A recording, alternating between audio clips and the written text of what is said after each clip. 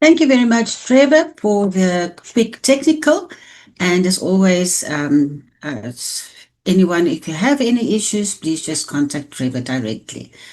Well, again, good morning, and to our colleagues, to our friends, to our supporters, and to those whose lives has been forever changed by the decision to speak up. Demonstrating not only the Ethics Institute's global footprint, but also the importance of whistleblowing or global appreciation of the role of whistleblowers. I want to welcome attendees, and I'm going to read all these countries out because I think it is just says something.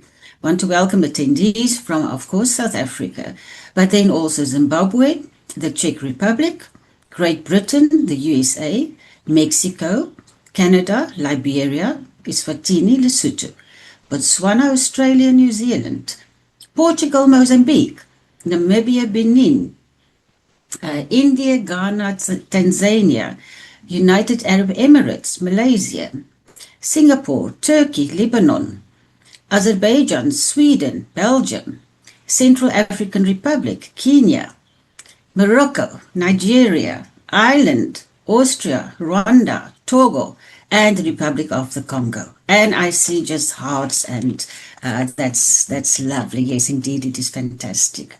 So I'm Dr. Liesl Groenewald, the the CEO of the Ethics Institute. And today, as we commemorate World Whistleblower Day, we pause to recognize the extraordinary courage of individuals who choose integrity over silence.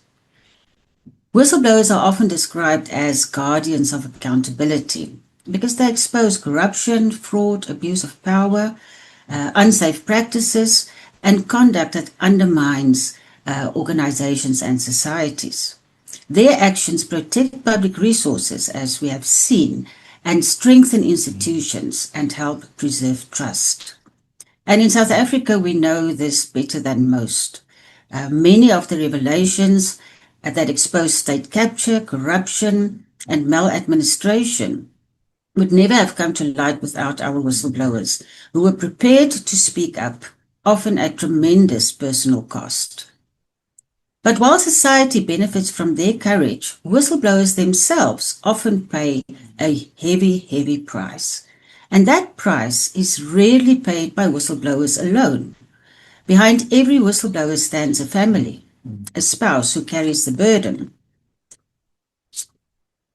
Behind every whistleblower, there are children who experience uncertainty and fear, parents who worry, friends who watch helplessly, entire households whose lives are disrupted by a decision that was motivated not by self-interest, but by conscience. Too often we focus on the whistleblower and forget those who walk the journey alongside them. Families experience the consequences of retaliation.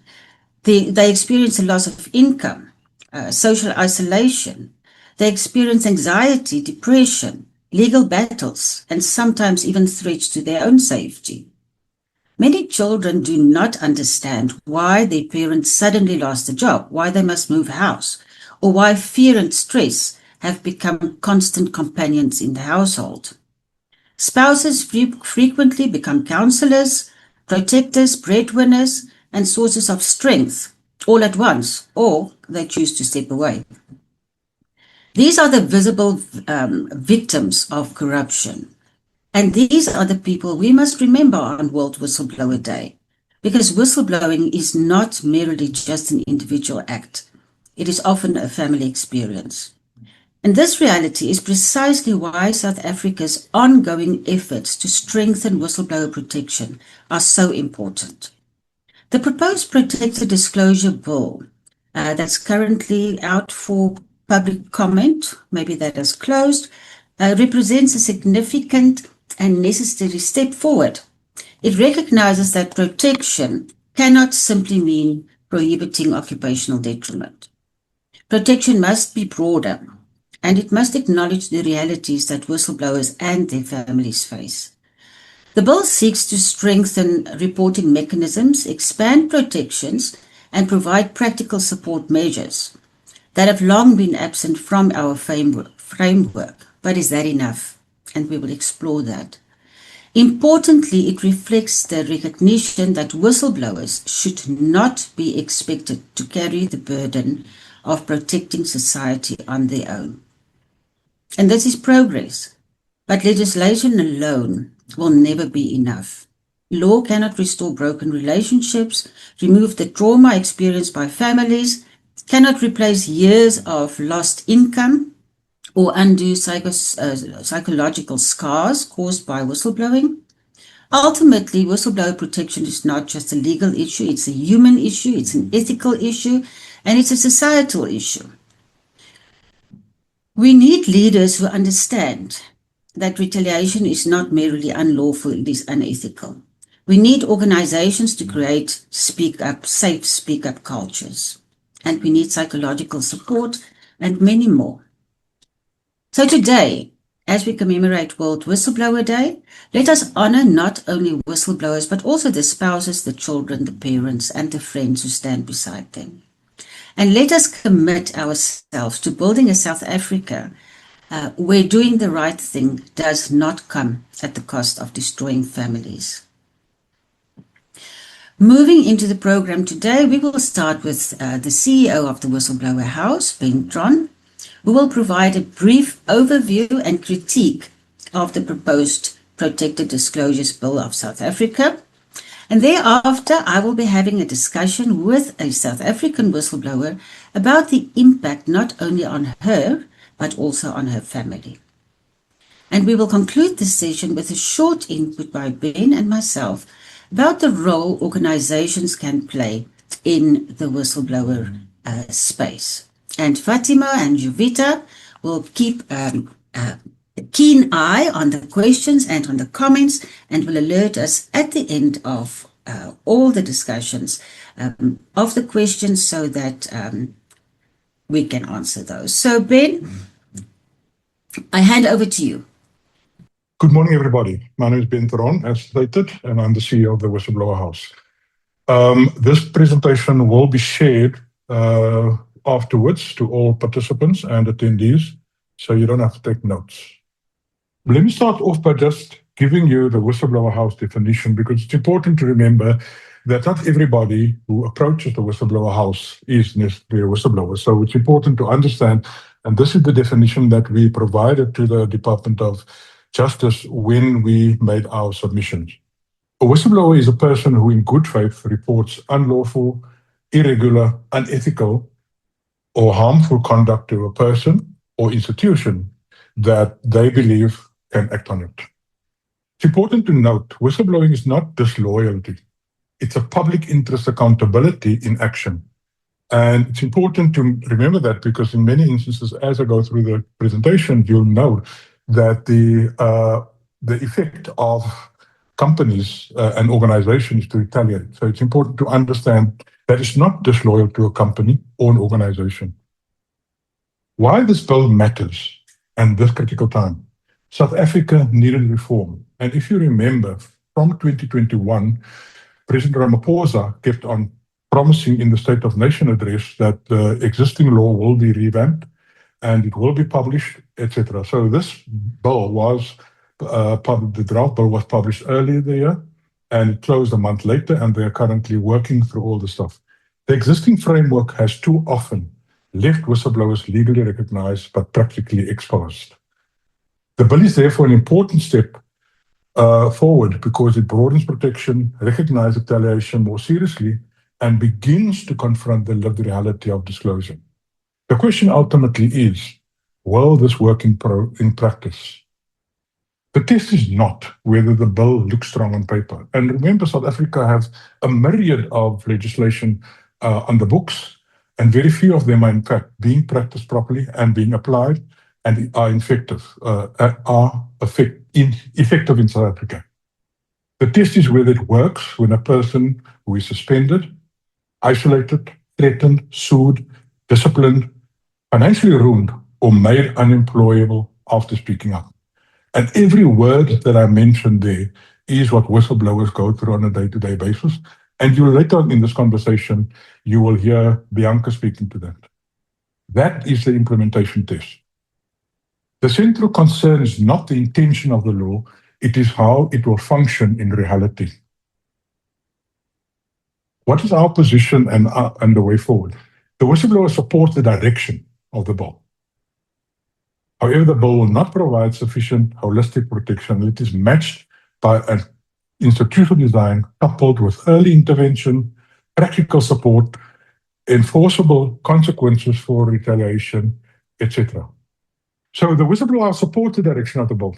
However, the bill will not provide sufficient holistic protection unless it is matched by strong institutional design coupled with early intervention, practical support, and enforceable consequence for retaliation.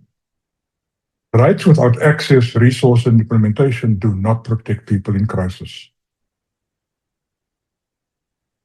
Let me talk a little bit about, and a little bit, Liesel started introducing this topic when she did the introduction. What whistleblowers experience. And you'll hear a little bit more about this in real practical terms when Bianca comes on.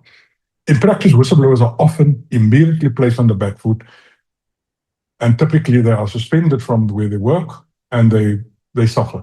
They disclose in good faith, often without realizing that they are making a legally significant disclosure. In many instances, whistleblowers don't realize they are whistleblowers. All they want to do is to just go to a supervisor or somebody in the organization that says, I see something is wrong. Somebody is stealing. If you look at the current Madlanga process, one person stood up and said something huge is happening. And what we saw the last few months is absolutely the unfolding of a corrupt system. And that is one person that was willing to come forward and say something is wrong. They usually need specialist advice before, during, and after disclosure. Yet that advice is not readily known or accessible. Our experience is that a whistleblower comes forward, they in fact come forward with information, and they get hit with a ton of bricks. And when they are suspended, they are fired, they don't have an income, they start looking around and ask on the internet, what organizations are there that can support me? And that's how they get to come across to the Whistleblower House. What is needed is that something be set up that is known nationally, that people know where to go and how to operate before they blow the whistle. The organizational response, as I said earlier, is often disciplinary, suspension, victimization, reputational attack, isolation, or allegations that the whistleblower has brought the organization into disrepute. Our recommendations, we have 5 of them. We need an independent protection mechanism. Whistleblowers need a clearly identifiable independent protection mechanism. Protection cannot depend on a fragmented system spread across multiple institutions, each with different mandates, processes, and levels of capacity. The current bill, as it was published, speaks about the whistleblower should resort, when it comes to security, should resort under the NPA, Office of Witness Protection. Somehow they make an assumption that the whistleblower will not be acted against, and therefore the financial requirement falls away. And they speak a little bit about psychological. So it's fragmented, it is not cohesive, and etc. A person in crisis must know where to go. They must know what will happen next and who is responsible for protecting them. What we need is real protection, not only legal rights. Protection must begin early. As I spoke, they need to, before they blow the whistle, they need access to information. The system should provide immediate risk assessment, interim safety measures, specialist legal guidance, psychological support, and where necessary, financial support. The Whistleblower House, the presentation is built on 4 years of lived experience by the Whistleblower House that have helped in excess of 300 whistleblowers. And it's critical that these items that I've mentioned now be incorporated into a holistic support. A whistleblower who loses income, legal footing, safety, and mental stability cannot be protected by a remedy that arrives years later.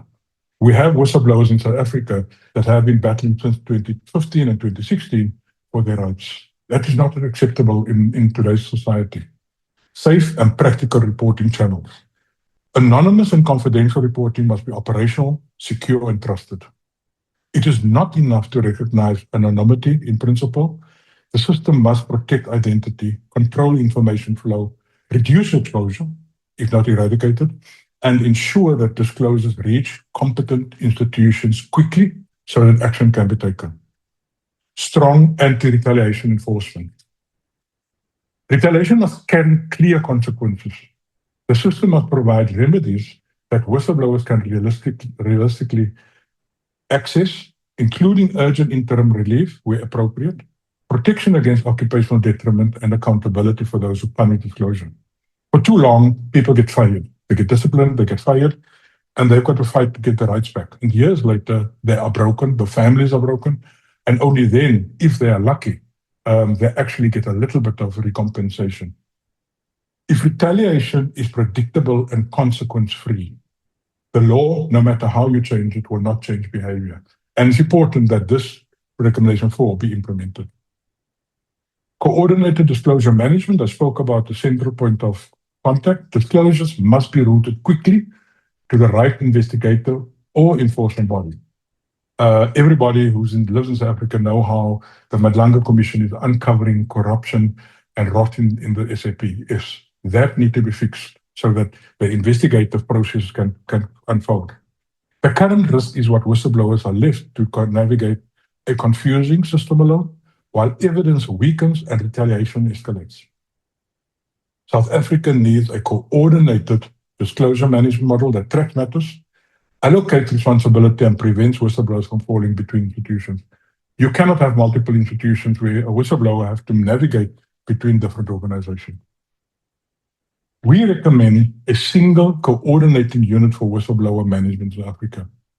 The unit should coordinate specialist legal support. When I talk about support in this bullet, it is qualified, competent people that know what they're doing, and they do it with finesse, humble, humility, etc. Psychosocial support, financial assistance, security risk referral, disclosure routing, case tracking, and national reporting. And not just reporting, but actual action must be taken. This could include a vetted specialist panel of attorneys, trained, competent attorneys, a panel of qualified psychologists, an emergency support fund, which is critical, and clear referral pathways to the Office of Witness Protection, where physical protection is required. So what we are trying to say in this slide is, actual fact, a holistic model. A structure could be housed within or formally linked to the Department of Justice and Constitutional Development, provided that it's properly sourced, independent in function, and designed around the reality of whistleblower risk. If we've done all that, how do we measure success and how do we know that something is successful? A successful whistleblower framework would mean that a person who speaks up can access advice early, report safely, receive protection quickly, remain financially psychologically supported, and know that retaliation will be met with consequences. None of these were in place when Bianca came forward previously, and you'll hear that story firsthand in a short while. The public interest is protected only when the person who discloses is protected in practice. South Africa has really reached the point where whistleblower protection must move beyond policy intent to practical reality. In our opinion, the bill is a necessary step forward, but its success will depend on whether it creates a system, integrated system, I must add, that works when the pressure is real, retaliation is immediate, and the whistleblower is alone. What does that support look like for that person? A law that looks strong on paper but fails in implementation will repeat the very failures it seeks to correct. It may look strong on paper, but if we fail in implementation, we will not solve the problem and will just continue with the problem. In closing, the Whistleblower House provides practical support resources for whistleblowers, as I've indicated previously. It includes guidebooks on legal, financial, safety and security, and psychological considerations. These are the 4 categories what we've identified the whistleblowers need. And the resources are there on the Whistleblower House website. It's a whistleblower guidebooks, and we ask people to, in fact, spread the word so people know where to go and find assistance and advice and guidance on how to blow the whistle, what to do when they start suffering financially, psychologically, security, etc.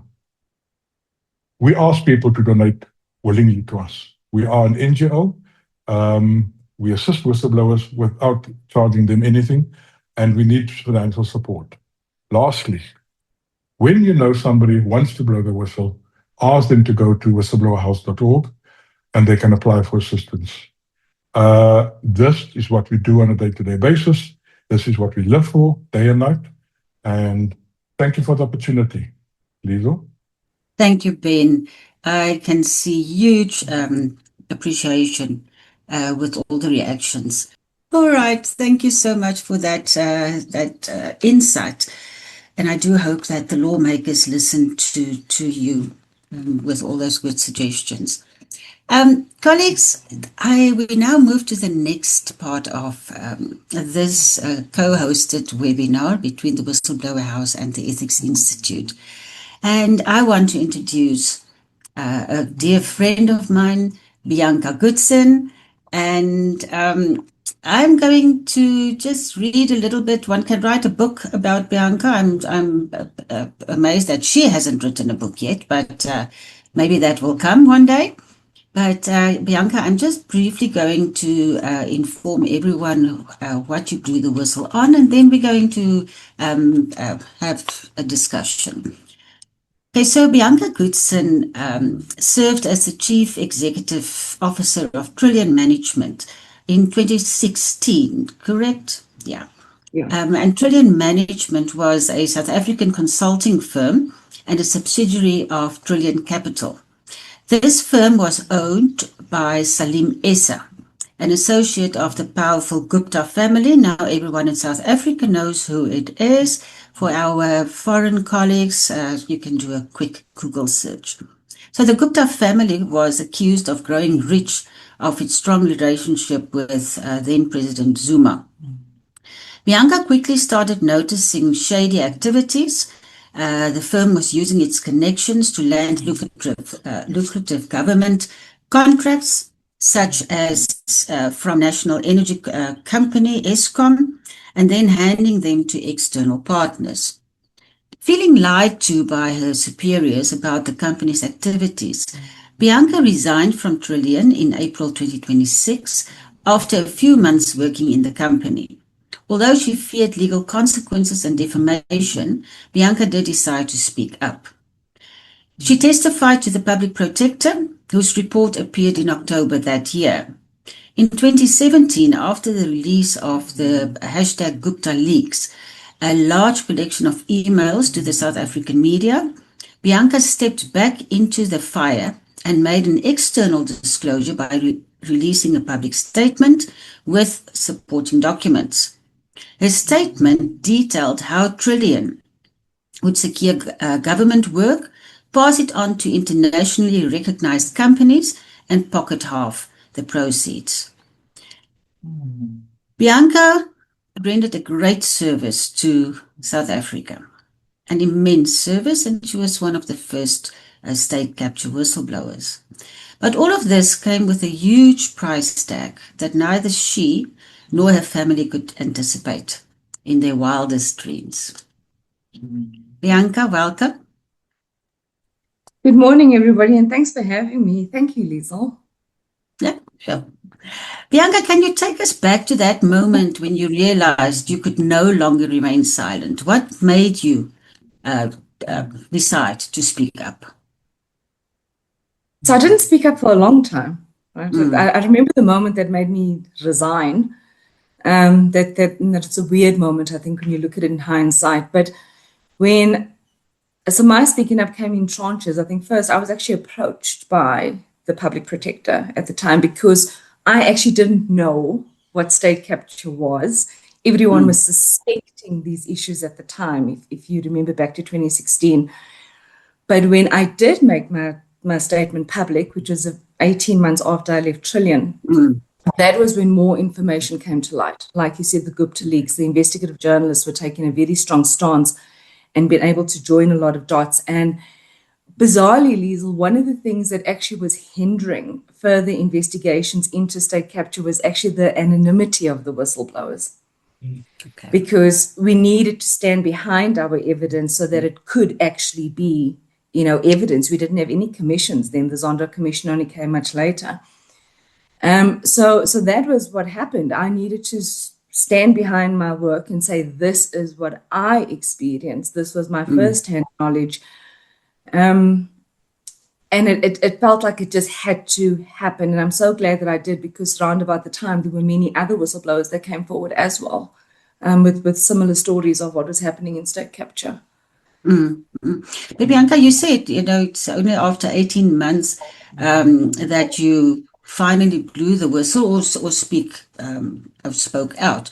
I also remember that at some point you told me that you couldn't even look at yourself in the mirror during that time. Do you want to explain why that was? It was so hard. So obviously, when I resigned on personal suspicions that something was not right.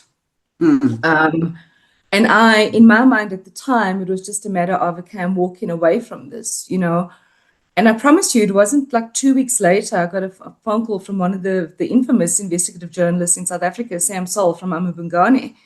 And that was probably one of the very first indications of, oops, this is not just going to be a normal, I'm just walking away, So in the back of your mind, you have this battle going on where you know that something wasn't good, but you don't know exactly what it is. During that period of time, then that fear got escalated because the public protector approached me.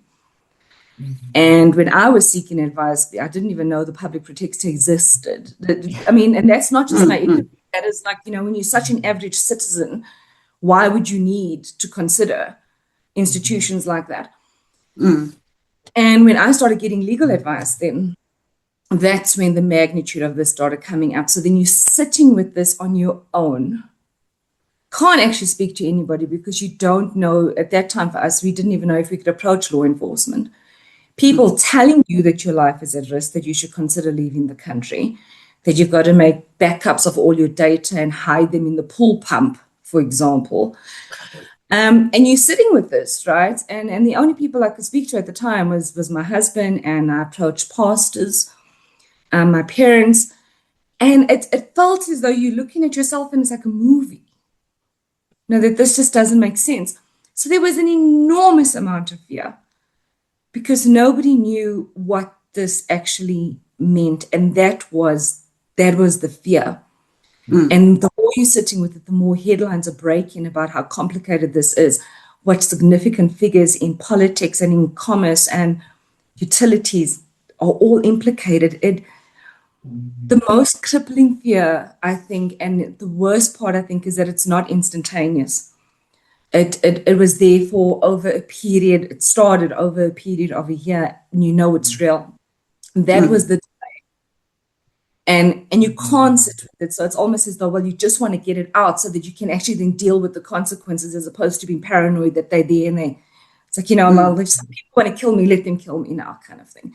So during that phase, the personal impact was very significant, because looking in a mirror and trying to do something as simple as blow drying your hair becomes almost impossible, because you actually can't recognize the person on the other side. You just don't know, who am I? How am I this person? But you say, you were sort of, okay, let this come out and then deal with the consequences. But did you expect the consequences to be what it was? Do you want to elaborate a bit on those? Nobody knew. And that's the thing, like now years later, I can sit back and I can try and think about, would I do it again?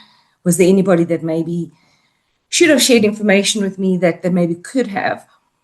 Back then, our whistleblower support was very limited. So there was an organization called Pluff. There was one lady that was helping me at the time. Excuse me, and she couldn't articulate it. All that she could warn me was how the headlines would be. And she would just say, okay, B, you're going to trend for like a week or two, right? But then it will die down. So we spoke about the trending element of it, right? Which I thought to myself, okay, 2 weeks is fine. Nobody was able to tell me that complex PTSD would develop from that, which is one of the worst mental sort of states to have. Nobody would tell me that my personal relationships would completely deteriorate. what it would personally do to me and how it would completely alter the way that I perceive myself, the world, other people. Nobody told me that I would lose my job or my career would take the impacts that it would. These are all things that I eventually realized in time afterwards. But there was no way of knowing that then. And I mean, it's what is now 10 years ago. Yeah. Yeah, 10 years already. Okay. And what are you still experiencing, Bianca, from that, all those consequences? Yeah. What's the impact still on you? Look, over 10 years, I think maybe, you know how life ebbs and flows, and I feel sometimes maybe the worst now is over. So the experience now for me is a little bit better, which I will explain, but I think maybe let me explain, maybe during the process, it was really bad. So CPTSD is when you carry all these symptoms of PTSD every day, and it's underpinned by the fact that you carry trauma daily. So it's not an instantaneous trauma. It's actually a trauma that sits with somebody for a year. What it does is it changes your brain. So this is where people can't sort of maybe understand it sometimes, is that you live with this fear that you're going to die, and you actually normalize that you would be assassinated or killed, or that your kid could be killed on any given day. And that becomes your normal. And that's not normal. So that was hard. That's over though. So that I don't live with anymore. But that was the fact that, you just you take a kid to school. I mean, like when the incident of Babita occurred, that scared me so much because that could have been me any day. And then so you carry this anxiety and this depression, and honestly, like you're living in a state of trauma for 8 years in my case. And then my kid, who was about 5 years old when this started, for those 8 years, in her most developmental, fragile sort of years, what it normalized for her was that that's what moms are like. And her perception of, well, I come home from school, I want to do my homework, but my mom is just too scared and wants to just pour a glass of wine to just numb her feelings. That became my daughter's view of normal. And the isolation that we lived with, because I was just always scared to go out. I mean, that part I still probably live with. But that part wasn't right. And that was underestimated. And it's really horrible. And then because of all of that, people, I think, also underestimate the fact that on any given day, you still just have to get up, do the school run, make dinner, and put food on the table. So you're carrying all this stuff daily for 8 years, and life has to still go on. Life doesn't stop. You still have to find a job. You still have to show up for work. You still have to do all the things that you have to do, and it's exceptionally difficult to carry all of that. I don't think any one person was ever intended to actually carry all of that alone for that period of time. Lots of love to you. Thanks. On the screen also. Bianca, now, did you receive any support from your family and your friends? Mum, dad, your husband at the time? So again, it went through phases, right? So in the beginning, when there was a lot of uncertainty, I lost the support that I needed. And in hindsight, I understand why. So for example, my church, I approached my pastors, asking them for guidance, and their advice was put your head down and don't bring this up. And I looked at these people and I'm like, really?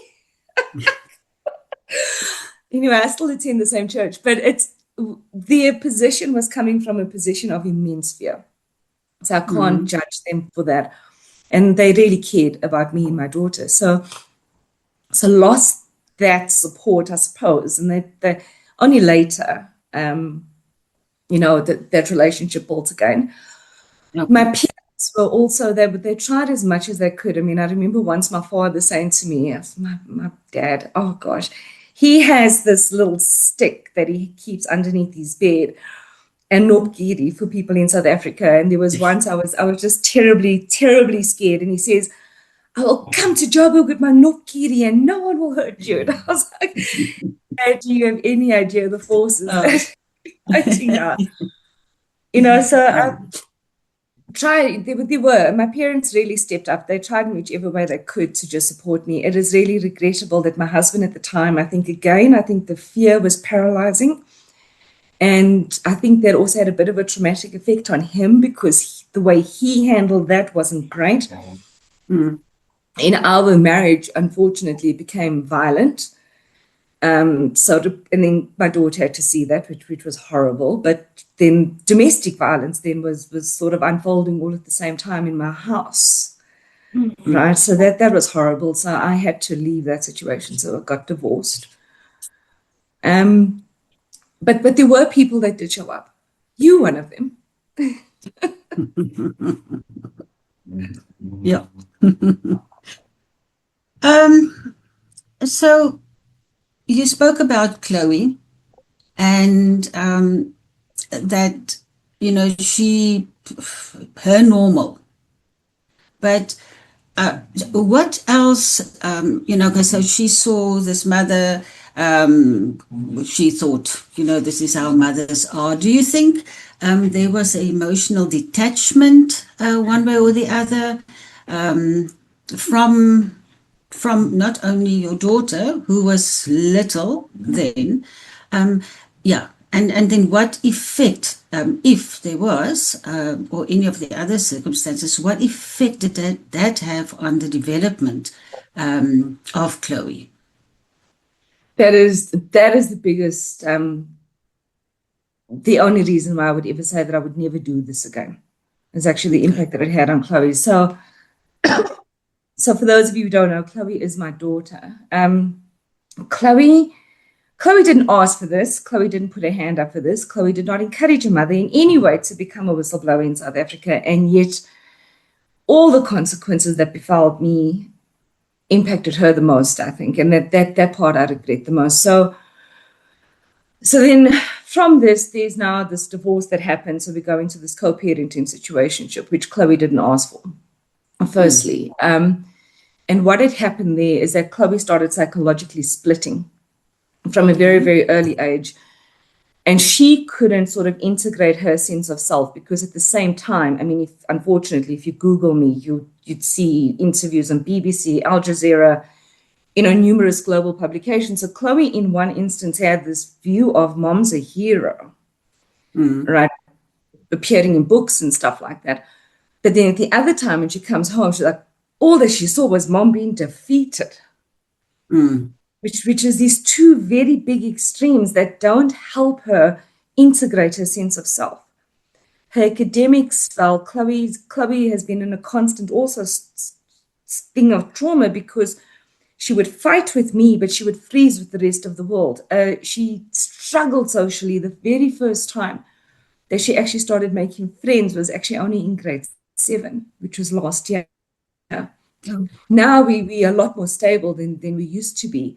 She's had to go for extensive psychological therapy with the treatment being specifically trauma as well.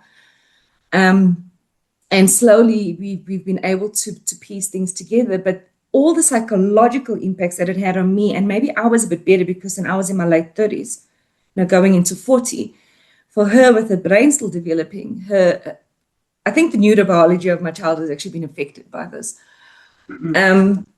But I know we can fix it, but it's really regrettable. She has got, for the longest time, Chloe lived in this view of there's nothing good in the world.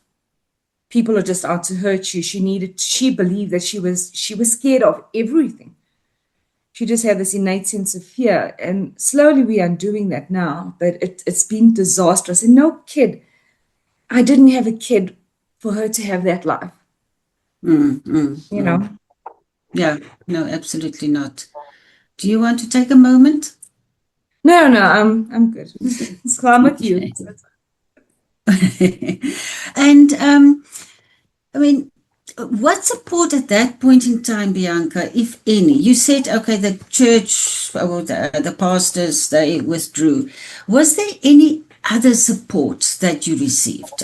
You had friends, and thanks for mentioning some of them. But if you think psychological support, I mean, you lost your job, no income, um, maybe your house. Are you going to lose your house or not? All of those things. Was there anyone that came to the fore to help with those practical issues, if I can put it that way? Yeah. Yes, in various ways. So financially, my parents stepped up to support me. And I mean, I think up to today, I still carry quite a lot of guilt and shame for that because they're retired, right? And it shouldn't be their job to have to step in and then financially support a 40-year-old kid, who actually, for all intents and purposes, had a really, really promising career prior and was, completely financially independent. So that financially put a strain on them. I think emotionally also on their side. Then there were individuals who did step up to try and help, especially on the employment side, but I don't think it was completely thought through in relation to maybe how messed up I was, if I'm going to be completely blunt and honest.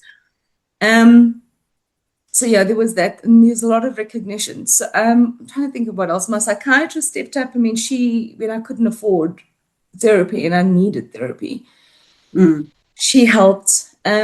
But the services like the Whistleblower House, for example, what they offered, I never ever really got that. I think one of the biggest support elements that I did get that maybe nobody speaks about is actually how I think the media stepped into support as well, because there was a lot of retaliation against me. And I actually think the media, knowing that there was a lot of integrity behind my disclosure, actually protected me quite a bit against some of the allegations.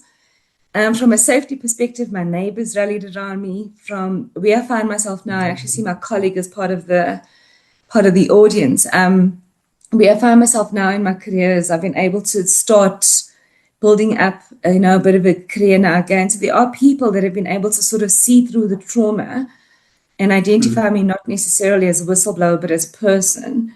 Yes. And that's starting now. But for quite a long time, it wasn't. It felt very alone. And I see, Bianca, there was a question or chat that quickly popped up that I looked at that said, why couldn't Bianca keep her job? Now, I'm not 100% sure which job the colleague there is referring to, but we know that you resigned from Trillion because you saw all of those things, and that was only but 3 months. You were the CEO for 3 months, and then you said, okay, I'm out of here. But tell us, it's always, it's part of the literature actually, that whistleblowers struggle to get a job after they have lost their job because they blew the whistle. What has been your experience?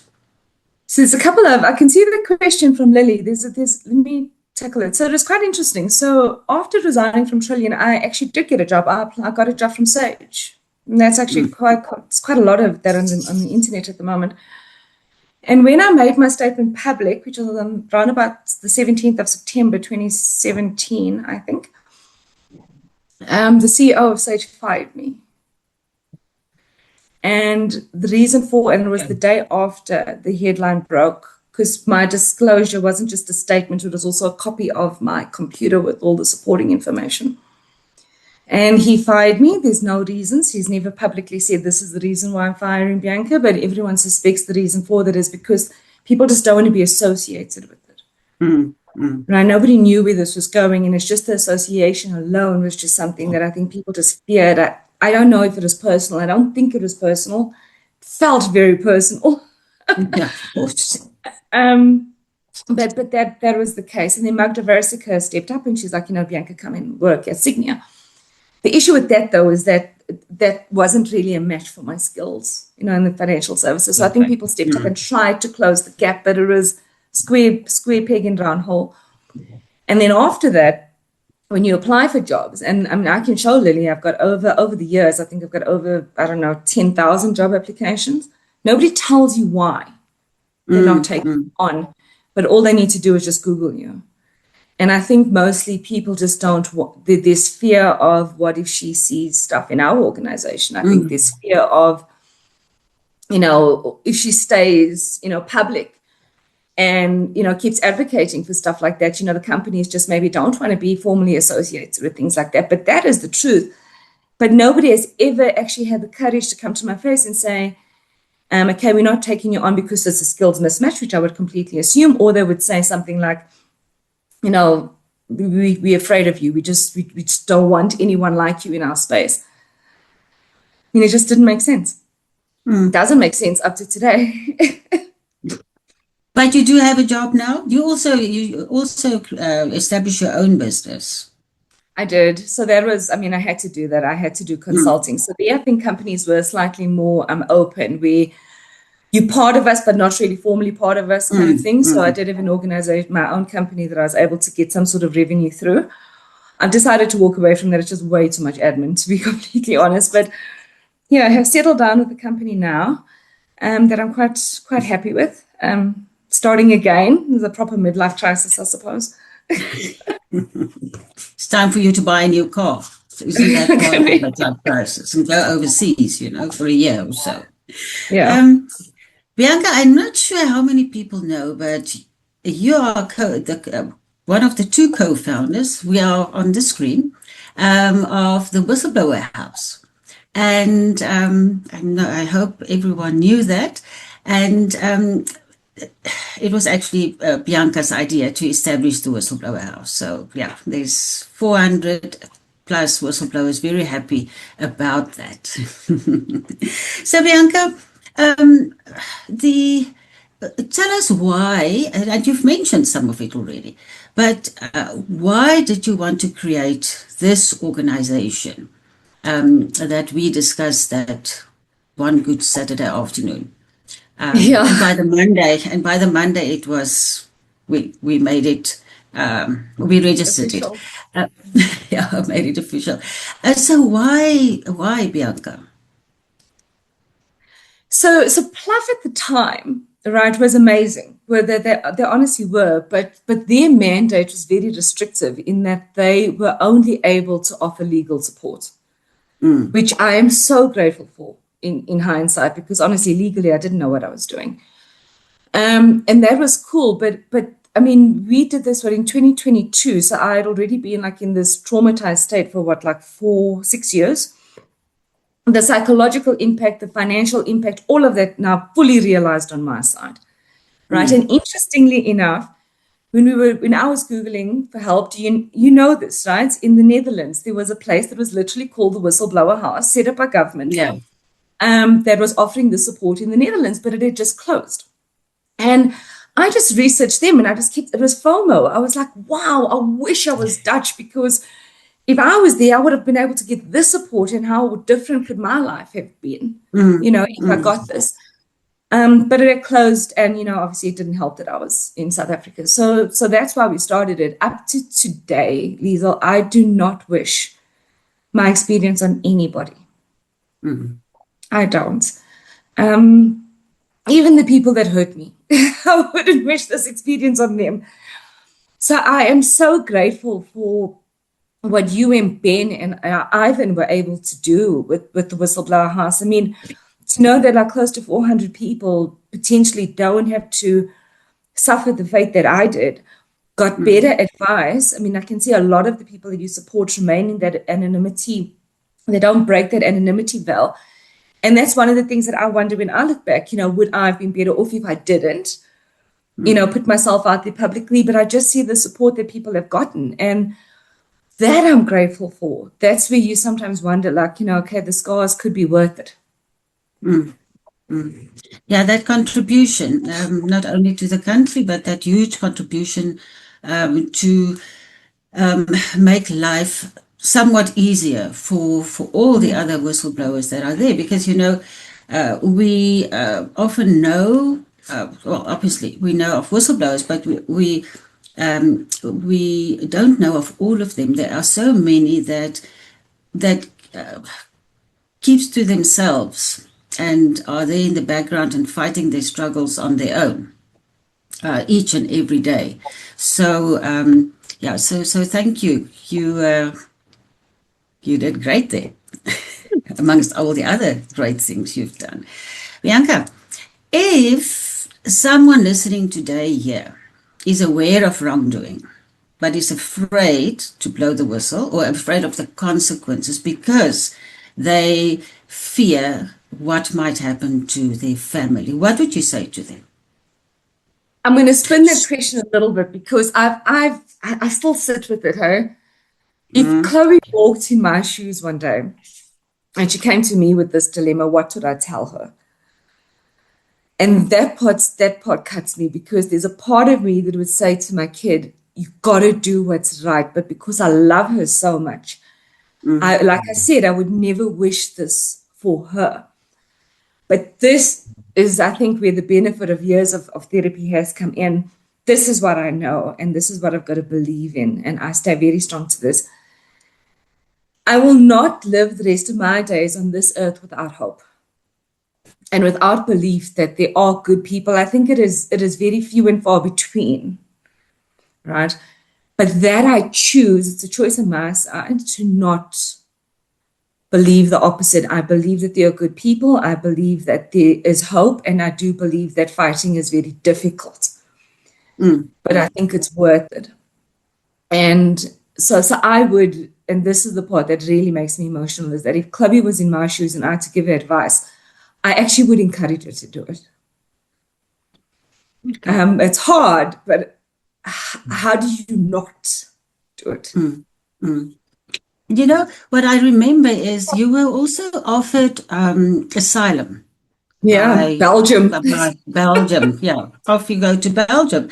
And at some point in time you said to me, but you thought at that point in time that, no, I don't want to go to Belgium because what am I going to tell my daughter one day? That I left everything just there. And how can I then be proud of, when I tell my daughter, no, we fled, basically. And yeah, now we still finish. I remember refusing that offer because what is the point of it then if you're going to be on the other side? Look, and I'm not taking stabs at anybody who felt that they had to leave for safety reasons. But for me personally, the rationale was, well, one, the weather's not nice. We don't speak the language. It's not nearly. And it's like, what's the point? It's like, if I'm going to be this cat amongst the pigeon, then I'm going to fight it. I'm going to be a cat properly. I'm not going to start something and so I think if things were really bad, if really and truly our safety was maybe more significantly compromised, I probably would have for Chloe's sake. But it was important here because we needed people to stand by the fact that this had happened. This is what we witnessed. And if we needed that version of corruption to at least end, because I know not all corruptions ended, but that version of corruption to at least end, there had to be people to at least say, this is what I witnessed, this is what I saw, and this is what's not true. People like the evidence leaders at the Zondas Commission needed witnesses. And, and we needed to be here. Yeah. So anyway, thank you. Glad you're not in Belgium. Yeah, me too. Bianca, now Zoe, she is now about 15, 16. Oh, she wishes she was 13. Oh, she's 13. Okay.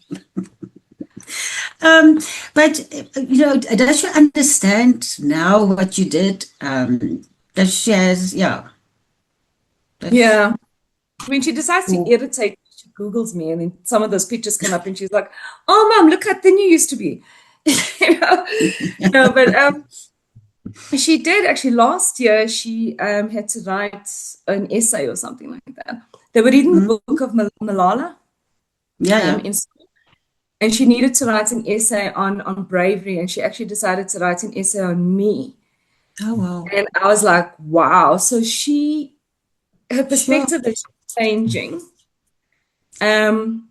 So that's cool. She is becoming a lot stronger, and I see her self-confidence building up where she can, her definition of what's right and wrong and knowing that choosing the right decisions is very difficult. That is becoming a slightly more solidified in her.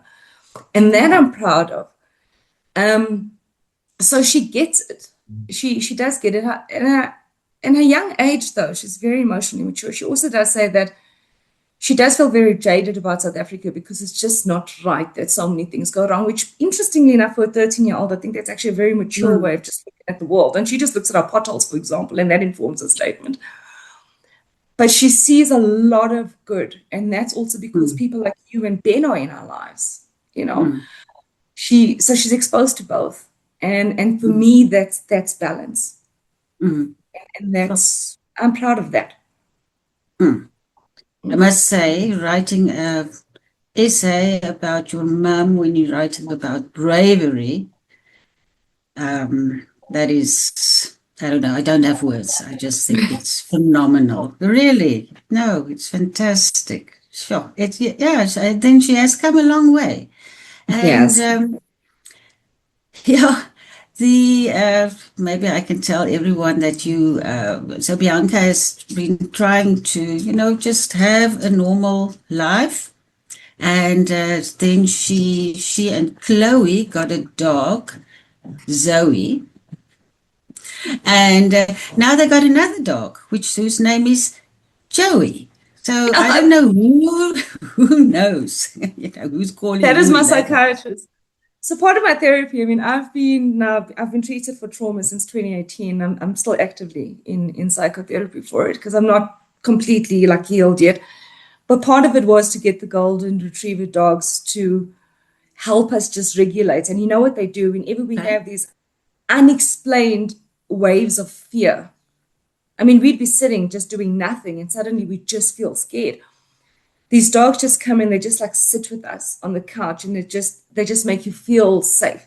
And that has actually been very significant towards us just being able to release that fear of okay, everything's scary around us, Yeah, so we've got 2 dogs. Well, at this point, I have to unfortunately stop the discussion because of time. But Bianca, thank you so much. Really, to everyone out there, Bianca has been sort of retreating away from the whistleblower label, stigma, and trying to get on with her life. And she came out of the woods for us. Thank you so very much. And please send our love to Chloe and Zoe and Joey. And we'll talk. Please don't go anywhere. I'm sure that there's a lot of comments for you to read in the next few moments. And then, of course, there are the questions that's coming. Thank you so much. Thanks for having me. Hey. Ben, what can we say, colleagues? Thank you for all your comments there. And I'm sure Bianca is going to read them all now. So we need to move on to just 5 minutes from Ben and myself before we go into questions. And Ben, this is just tell us in 5 minutes, what the Whistleblower House will be doing to socialize the bill. What should organizations do? Let me start off by saying we are working hard and we are trying to work with the Department of Justice because they are responsible for the crafting. They've had a significant amount of responses and they've got to look at each one to see how do they fit together, do they blend everything together, etc. So we are in communication with them. Let's take 2 steps, 3 steps into the future. 6 months, 2 years, 3 years down the line when the bill is completed and it's authorized and signed by the president. We've got to realize that wrongdoing and corruption is a societal problem. It's not MPA SIU police problem. It's a societal problem. If you look at the news split, the headlines, etc. So what is required is that we need a societal, a, a full whole of society approach to ensure that everyone understands that unless we do something soon, we will not have a South Africa to work for. Our children and children's children, grandchildren, there will not be funds because our debt at the moment is in the trillions. I think we're close to 70 to 80% of our GDP with debt. And the money is not being spent on infrastructure, it's being stolen. So we need something to stop that. So it's a whole of society problem. So what we've been doing is to start creating partners and networks and partnerships, and so that we can start talking when that bill comes through. So let me give you some examples. Religious organizations are important. So we have started with the African Council of Churches.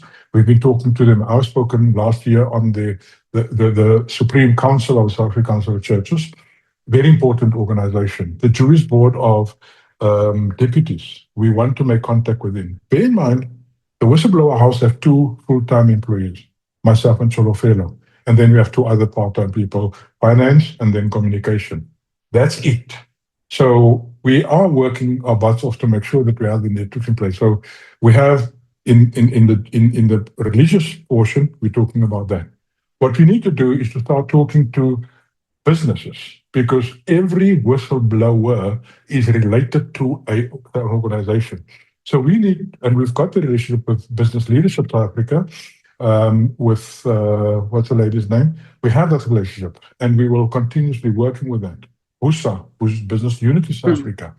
So those are the mother bodies. In addition to that, we've got to talk to government, both from national, and let's not talk about the quality of people we have there, the things happening, national, provincial, and local. SALGA is a critical component because they take care of us, of the services that we use every day, water, sanitation, etc., and the corruption at that level. If you look at Johannesburg, city of Johannesburg, totally collapsed. There are small towns in the country that have no infrastructure because the money gets stolen this way. And if you just want to do a little research, that's it. So that's in terms of government. We need to talk to unions in the organization. So when a whistleblower, when I did the presentation, I spoke about the challenge. So when a whistleblower comes forward and they get victimized, the unions need to understand how to stand up, use the law, and protect the individual employee. So the unions are important. Legal fraternity, at the moment that it's a death, there is no capacity in South Africa. We have 10, 12 organizations on our books. We need 200, 300 legal firms that we can count on, and we need to grow that capacity. Psychological services, we need to grow that so that people can get the support. Financially, we at the moment are suffering. We can't support our whistleblowers as we should. And we need to build that capacity next to government so we can provide the services. Law enforcement agencies. I started talking about the MPA, the SIU, we've got a MOU with. We are now starting to talk to SAPS, because when the Madlanga Commission was established, they suddenly realized how huge the problem is with corruption. They had less than 10 whistleblower reports over the last 2 years. So it is not a good thing not to have whistleblowers. It's a bad thing, because if you see the headlines coming out, those people ought to have an opportunity. So we started talking to SAPS as well. What we have, and what I'm trying to say is the network, we need to grow the network. So when, as that bill goes through the process, we can start talking to the network and mobilize, educate, get advocates for whistleblowers to actually stand up. The most important, I think, is the employer organizations. If they understand the value of a whistleblower, they will change their attitude. And let me give 1 or 2 examples, just quickly, and then I'll start wrapping up. We had a whistleblower from the PIC, and the person was involved with Daybreak Farms.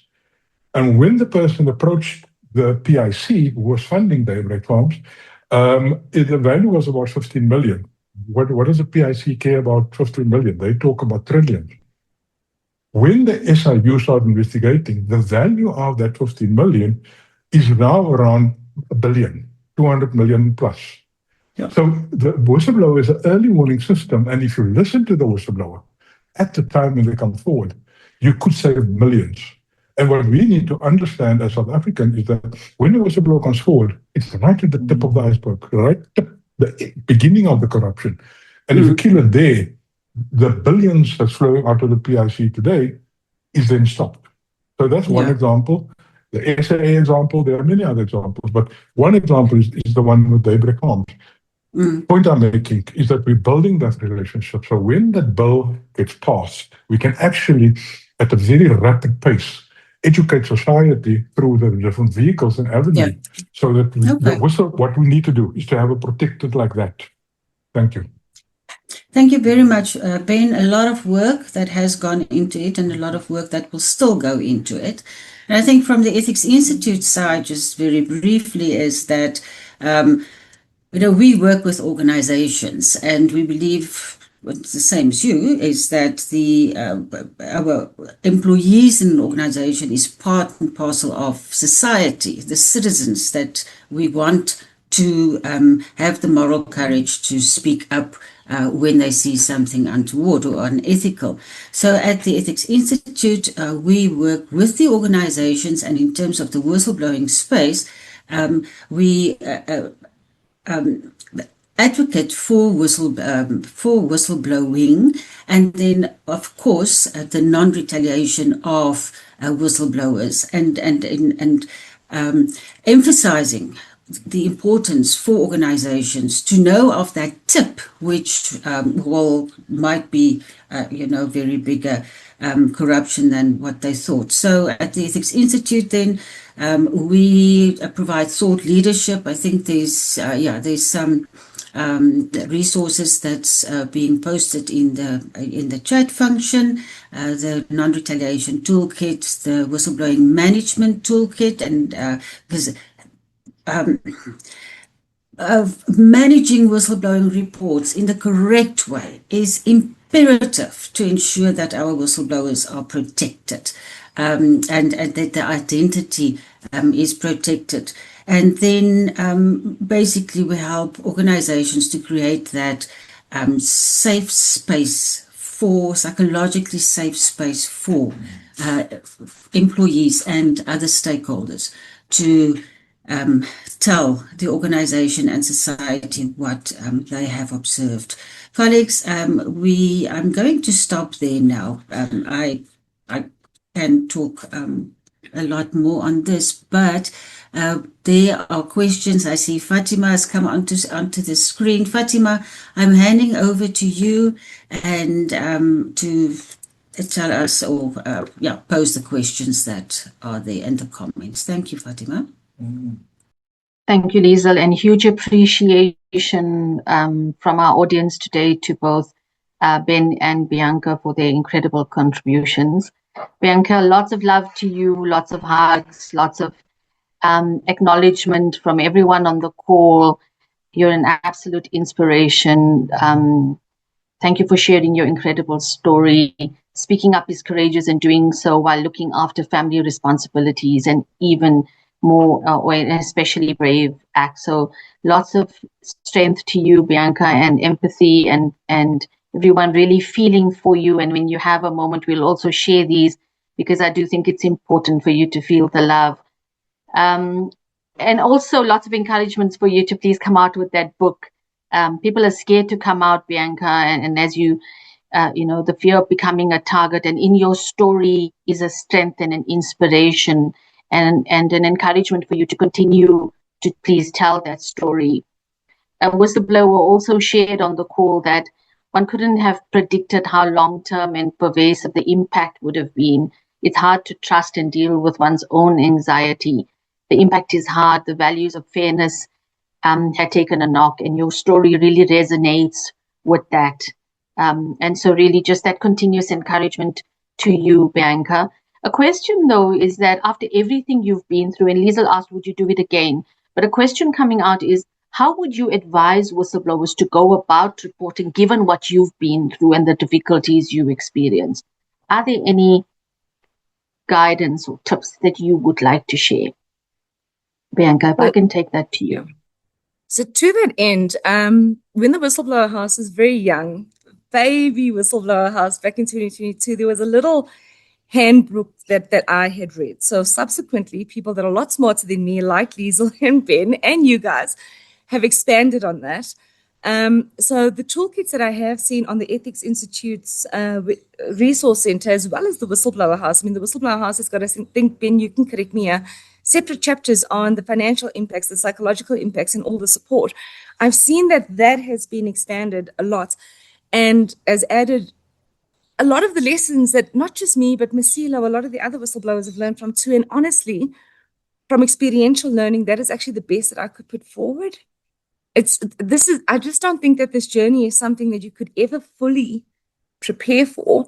And for the best of the collective knowledge that we have with Liesl and Ben, it's well documented. If anything else comes up, I know that we'll always update those resources. Sorry, I'm not punting the institutions. I just Thank you. No, thank you. And we certainly dropped the links to all of the resources on the chat. So please do encourage people to go through them and look at them at their leisure. A question, I mean, you shared a very personal story, and there's a lot of appreciation for the rawness within which you've shared your experience, for what you and your family have been through. What advice can you give to people who need to support a whistleblower and who really don't know how to handle the situation? What can a community who surround a whistleblower do to be supportive and still keep them from being functional? And what advice would you give as to how to either involve or not to involve your community, Bianca? So a lot of that support I actually got from my psychiatrist, because the truth is that my parents also, as well-intended as they are, they were never brought up with the tools on how to actually support somebody going through ongoing trauma. So there were actually quite a few sessions where my parents were actually pulled into my therapy sessions. And what came out of it at the end of the day was just making the person feel seen. You can't take away the experience. But there is this deep sense of being completely alone, because those consequences sit on you. You know, going to the Zondo Commission, I didn't know, because I didn't trust the legal system. I don't even think I do still now. If it could have spun in, I could have ended up in jail. You know, so many other bad things could have happened. And as much as people say that they're there with you and they'll be there for you and they'll fight with you, the consequences at the end of the day still sit on you only. And that's where the being seen, just seen, is one of the most basic things I think that you could give to somebody while they're crying and struggling, and just, that's it. It's just the simple things. So it's that non-judgment. My parents, being old school, always want to try and fix everything. And one of the things that they had to take away from our joint therapy sessions was they can't. And what you want in the moments is just to know that even in the rawest, worst moments and all of that, there's still people that just love you. You know, and then I know it sounds so basic, but that is honestly what it is.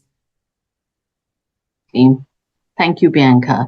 And I think if we could all give you a group hug at this point, we all probably are just virtually with you giving that group hug, as you can see from the reactions on the screen. Ben, let me come to you. So a lot of appreciation for the great work and the support that the Whistleblower House is doing. Some curiosity around, I'm going to throw a couple of questions together for you, Ben. How does one volunteer time towards the Whistleblower House? And then what mental health support is there for people who are whistleblowers and who are supporters of whistleblowers? So maybe let me start there with you, Ben. Let me start with the second one first. We have a panel of psychologists. We've approached Psych South Africa, Psychological Society of South Africa, to expand that. And the idea is the moment we have applications, they publish the advertisement that says whistleblowers need your help, not pro bono like we did 4 years ago, but in actual fact, we pay people nowadays. They will go through a training session to speak about, although they may have trauma experience and trauma qualifications, the whistleblower environment is even more dramatic than just the trauma side. So they need to go through training for the legal side of things to understand what the rights are of the whistleblowers. So when they talk, they actually guide the whistleblowers.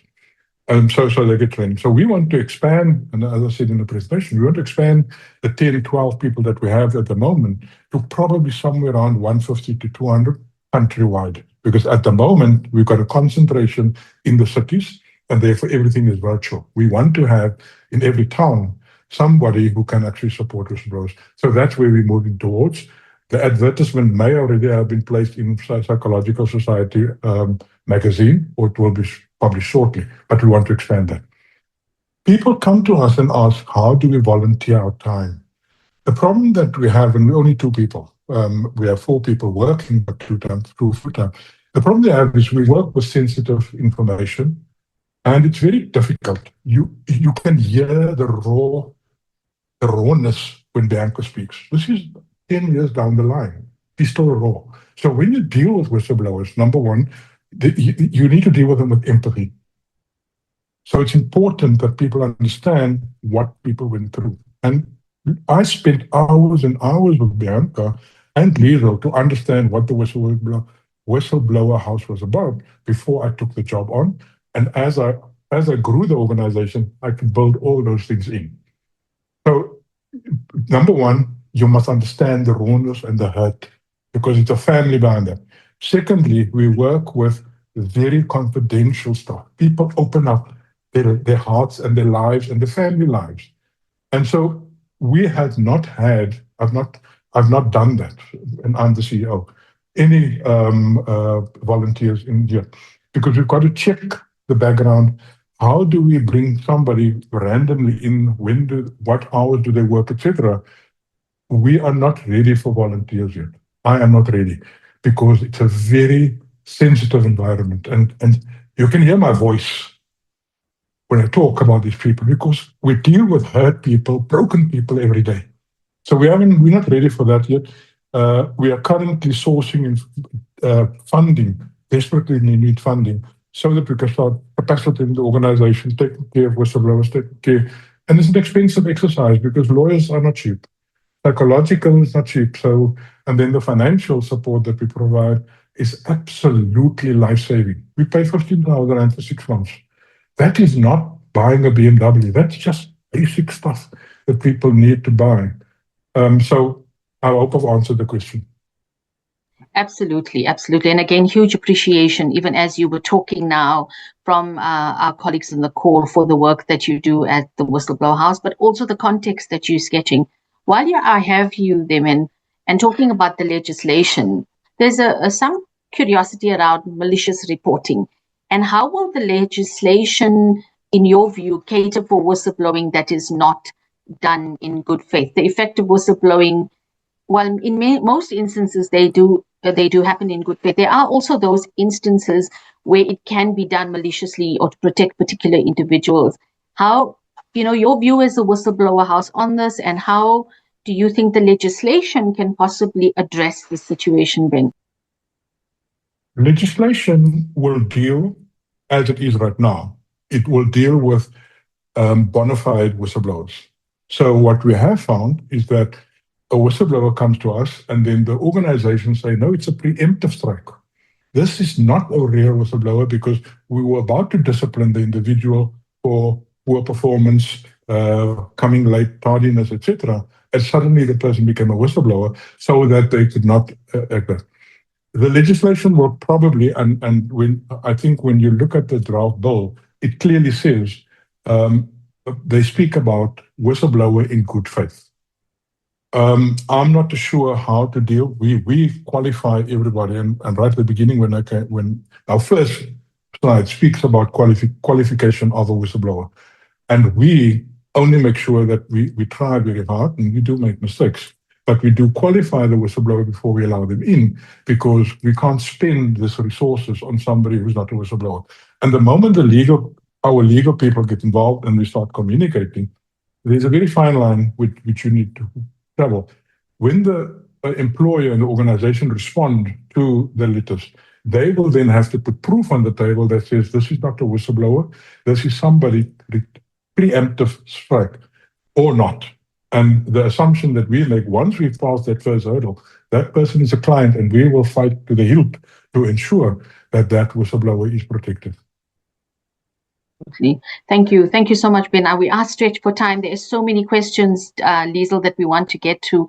But perhaps if I can, Liesl, have the last opportunity. Ben, thank you so much for sharing those insights with us. Bianca, coming to you, there's a lot of emphasis from the delegates to say that we need to do better as organizations. We can't encourage whistleblowing in legislation, in our policies, and then not provide a safe environment within our organizations. And so just a reflection from you on that point, and on your reflection on the role of the media in terms of supporting or not supporting whistleblowers.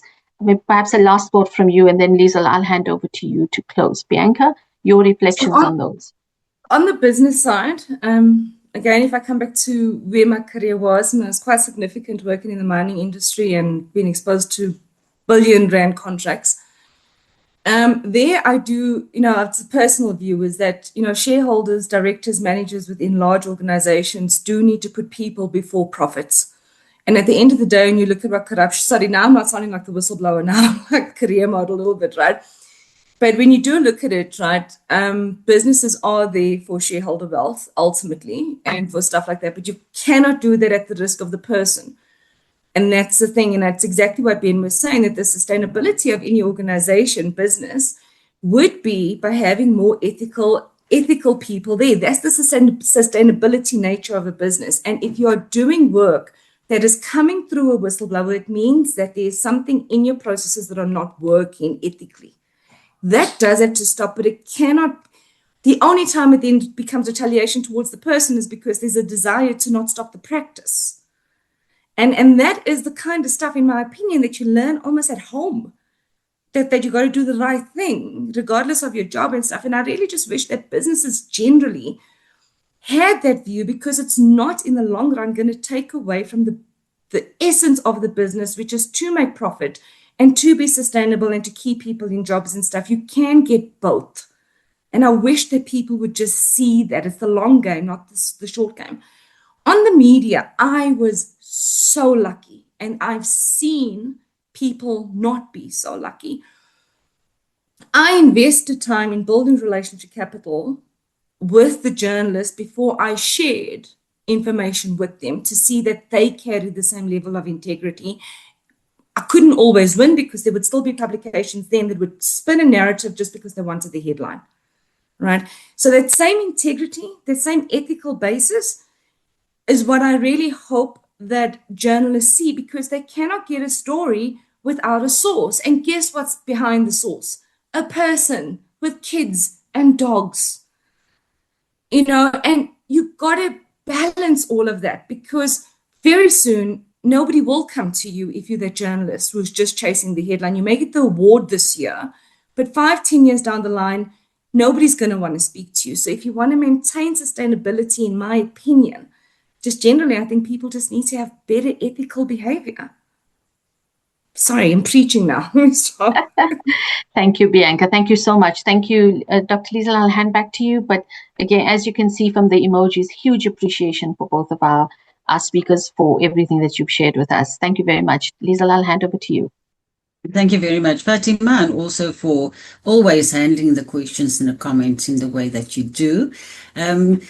I see there are so many questions and comments, and we will study them afterwards. Fortunately, they are recorded. All that remains for me to say is that thank you to all of you for being here. Thank you to all of you for showing your love and your appreciation for the work that is being done by the Whistleblower House, and for the work that Bianca has done, and for everything that how her good deed impacted for so long and still is impacting on her and on Chloe. So, colleagues, with that, I wish you goodbye. I thank you.